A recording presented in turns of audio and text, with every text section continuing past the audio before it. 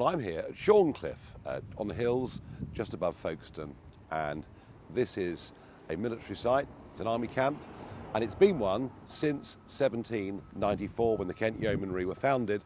And the reason for the camp being here, up on the hills, good views out over the English Channel, and this whole place was built to stop an invasion. That was the Napoleonic invasion, and you will find on this coast Martello Towers, even a Royal Military Canal that was dug. Such was the fear that Napoleon would invade the country.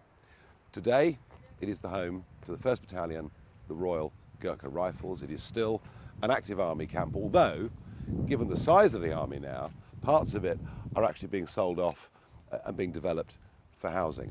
But one of the barracks here, the Napier Barracks, well, that is currently undergoing a big refit, because later on this week, it won't be the Ministry of Defence that owns the Napier Barracks here at Shorncliffe. It'll be the Home Office, and that's because they're going to house 400 illegal migrants on this site. And this has been done without reference to the parish council, without reference to the district council, without reference to the local MP, Damien Collins. Everybody is furious that this is being imposed upon them by central government. But if you think about it, the sheer number of people who are illegally in this country and still coming in every day gives the government few options. I've been around the country, I've been to hotels, we've looked at private accommodation. Well, now it's army camps that are being used. This one here in Shorncliffe, one Pengali in Tenby in West Wales, is right now being refitted to be used for the same purpose. And there's something wrong about this. I mean, firstly, that this place was built to prevent invasion, and now it will actually house people who are part of a modern invasion, but it's more than that. We have a very large number of people who've served in Afghanistan, served in Iraq, who've fallen upon very hard times. Hard times not just financially, but mentally as well. Far too many of them are homeless. And I think the idea that barracks like this, which actually could be used to house ex-servicemen, are being used to house people who've come to Britain illegally, is something that makes people pretty upset. I'm also told that here in the local community, people are not happy about this decision at all. So this is it.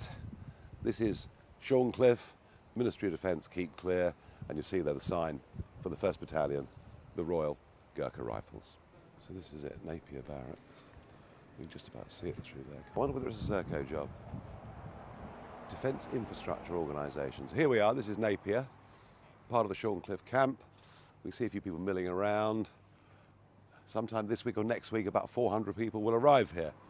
How permanent or temporary it's going to be, no one knows. But as I say, done with no consultation with any local elected officer at all. The no consultation point is quite powerful, I think. Totally. I mean, literally Thursday was the first day. Yeah, I know Damien Collins. I mean, this is not to do with party. It just generally there's been parish, district, MP. They're running out of room to put people. That's the problem.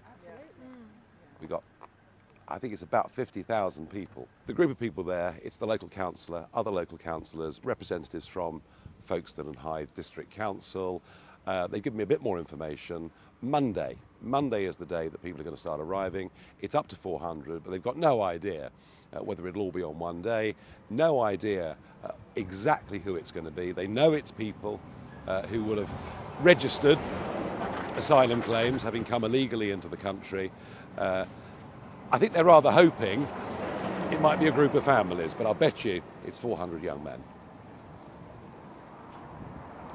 But I mean, I don't know how many acres this site is, but it must be hundreds. Yeah, hundreds Yeah. as well. We've spoken to the local councillor, we've spoken to local council officials, and you could see in that conversation quite some consternation.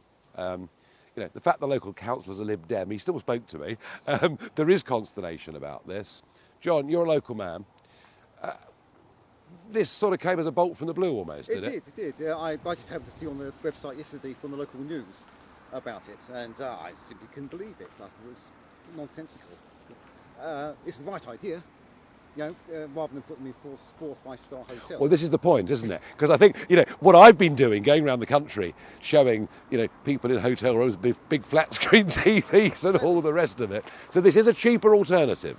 But from what I understand, it's going to be open, in the sense that anybody that's housed here is free to walk down the hill to Sandgate or do whatever they want to do. So, I don't know. I mean, have you spoken to many people about it?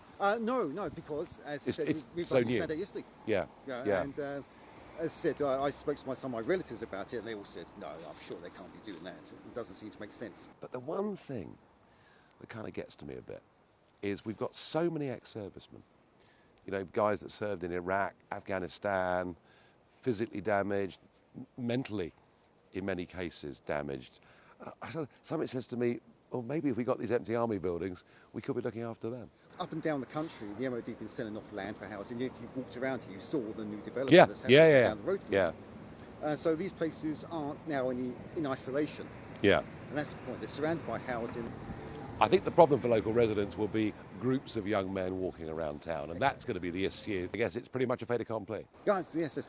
And as usual, the government haven't thought this through. No. They thought, oh, this is a handy barracks. This is next door to where all this they're turning up.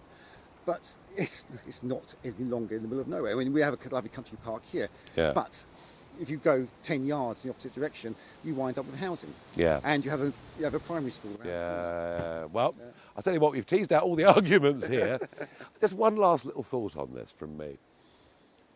We've heard for years about the jungle, about the camps in Calais. Now we're going to have camps in Shorncliffe. That's how it seems to me.